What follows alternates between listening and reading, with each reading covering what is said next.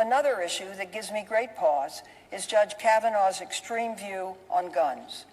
In reviewing his record and judicial opinions, it's clear his views go well beyond simply being pro-gun.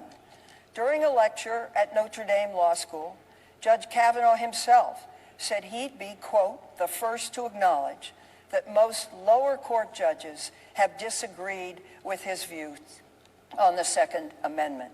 Specifically, in District of Columbia v. Heller, Judge Kavanagh wrote in a dissenting opinion that unless guns were regulated, either at the time of the Constitution was written or traditionally throughout history, they cannot be regulated now, end quote. In his own words, gun laws are unconstitutional unless they are, quote, traditional or common in the United States, end quote. Judge Kavanagh would have struck down D.C.'s assault weapons ban because they have not historically been banned. This logic means that as weapons become more advanced and more dangerous, they cannot be regulated at all.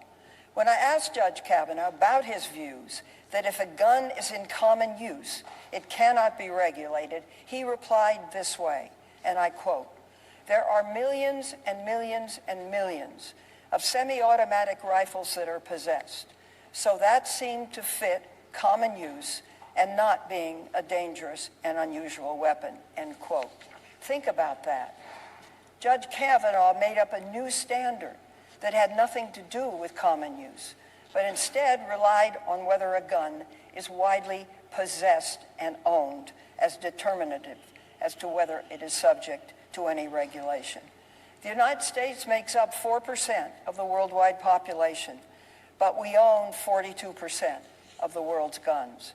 By Judge Kavanagh's standard, no state or locality will be able to place any limitation on guns because of widespread ownership in this country.